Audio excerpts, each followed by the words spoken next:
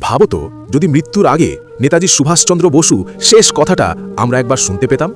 আজকের ভারত চুপ করে থাকতো না, আজকের ভারত শুধু কাঁদত। নেতাজি শুধু একজন নেতা ছিলেন না, তিনি ছিলেন ব্রিটিশ সাম্রাজ্যের যমরাজ, শাসকদের আতঙ্ক আর বাংলার অহংকার। তিনি না থাকলে স্বাধীনতার ইতিহাস হয়তো আজ অন্য রূপে লেখা হতো। কিন্তু ইতিহাসের সবচেয়ে বড় বেদনা জানো কি? তার জীবনের শেষ অধ্যায় আজও অন্ধকারে ঢাকা। কেউ বলে একটা প্লেন দুর্ঘটনা, আবার কেউ বলে এটা ছিল পরিকল্পিত হত্যা। কেউ বিশ্বাস করে, আবার কেউ প্রশ্ন তোলে, কিন্তু সত্য একটাই, নেতাজির শেষ সময় ইতিহাসের সবচেয়ে গভীর রহস্য।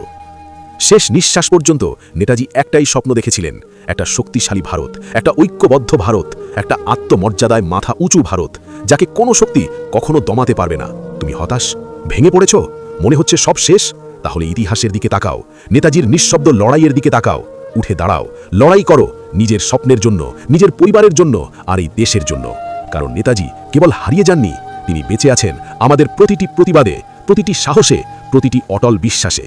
নেতাজি মারা যাননি, তিনি আজও লড়ছেন আমাদের ভেতর দিয়েই। জয় হিন্দ।